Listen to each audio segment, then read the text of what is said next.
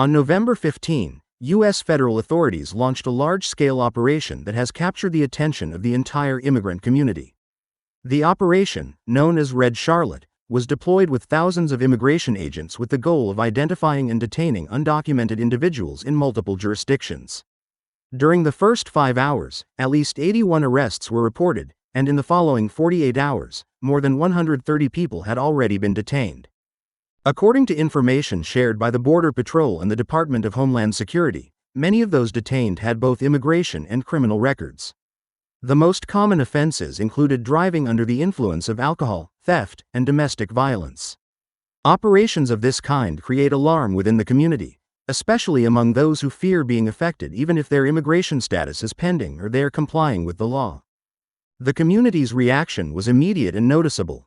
Local businesses temporarily closed out of fear of reprisals or detentions, and many people canceled medical or school appointments to avoid potential encounters with authorities. Local authorities, for their part, distanced themselves from these actions, stating that they were neither involved nor notified of the deployment. Among the most controversial cases was that of Willi Aceituno, a U.S. citizen who was detained before his citizenship could be verified, sparking a heated debate about the methods used by federal agents and the use of force during these arrests. During the operation, incidents were reported in which the Border Patrol broke windows to carry out arrests, which was widely shared on social media, generating outrage and concern among residents. However, there were also more controlled interactions where, in some cases, agents initially approached individuals in an apparently friendly manner, asking questions about their immigration status before initiating any detention process.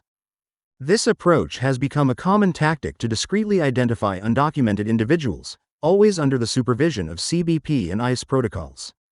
In cities like Charlotte, the operation sparked debate over residents' rights and the cooperation between local and federal authorities.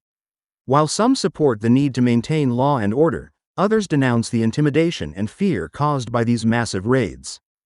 Immigration experts warn that it is crucial for residents to keep their documents up to date and accessible, including work permits, valid visas, and any pending immigration applications, as a lack of documentation can lead to detention even in situations where people believe they are legally protected.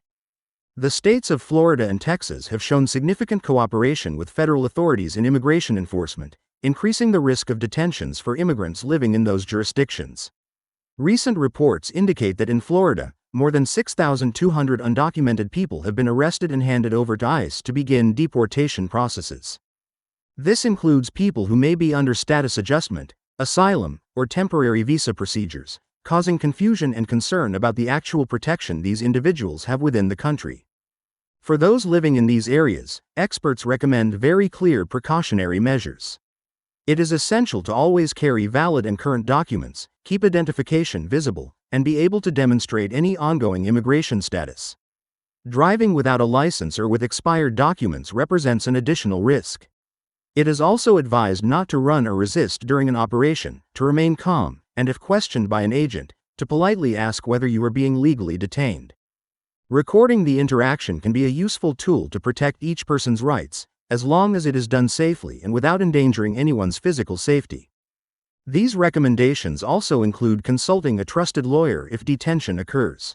One should never answer questions about immigration status without the guidance of a legal professional, as any statements could be used against the person during a deportation process. Federal authorities are focused on enforcing the law and not necessarily on protecting individuals during these procedures, so preparation and caution are fundamental for any immigrant living in the U.S. under these circumstances. The Red Charlotte deployment has also become an indicator of possible future operations in other cities. Among the locations that could be next to experience these types of raids are Oakland and New Orleans, where similar tactics to those observed in Charlotte are expected to be implemented. The coordination between CBP and ICE and how they interact with local residents will be closely watched, as these actions can generate fear and disrupt the daily lives of immigrant communities, including businesses, schools, and medical services. Regarding the community, many local leaders and human rights advocates have called for greater transparency and communication from authorities. The lack of information creates uncertainty and limits people's ability to protect themselves. Additionally, there is an increase in the dissemination of advice and educational videos on social media, where practical guidance is shared on what immigrants should do during an operation, from how to interact with agents to ensuring proper documentation and how to act if detained. Immigration experts recommend that the population keep a low profile, avoid conflicts, and comply with all local and federal laws. Maintaining constant communication with lawyers and support organizations can make a difference in case of detention.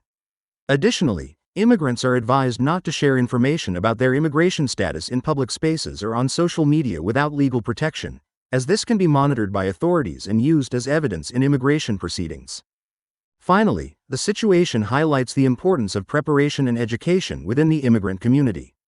Knowing your rights, understanding how to act during an operation, and having the correct documentation can prevent serious problems and ensure that each person has the best chance to protect their status and personal safety.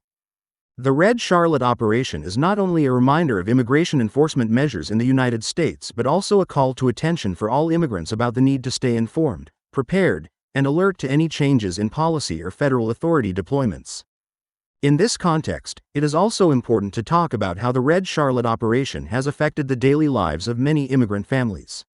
Parents taking their children to school feel fear of being detained in front of their own children, generating a significant emotional impact on minors who witness their parents' fear and anxiety. Many people have decided to limit their activities outside the home, avoiding even public places like supermarkets or parks, for fear of an unexpected encounter with authorities. This has caused some communities to feel that their freedom of movement is restricted, affecting not only personal life but also economic activity, as local businesses report decreased customers and sales due to lower attendance. At the same time, immigration experts have noted that these massive operations are used as a message to show immigration control in the country, emphasizing that no one is exempt from review of their legal status, even if they have pending applications or are in the process of regularization. For this reason, there is constant emphasis on the need to have all documents up to date, including passports, visas, work permits, temporary residency cards, or any proof of compliance with a formal immigration process. Lack of documentation or any irregularity can be enough for agents to initiate a detention procedure, even if the person does not pose a criminal risk. Likewise, the importance of understanding how to interact with authorities has been highlighted. Staying calm, not arguing with agents, responding only when necessary, and never voluntarily offering information about immigration status without a lawyer present are crucial steps that can protect individuals from serious legal complications. Safely recording interactions and documenting events with photos or videos can be a key tool to show how the detention or questioning by CBP and ICE occurred, especially if excessive force is used or errors are made during the procedure.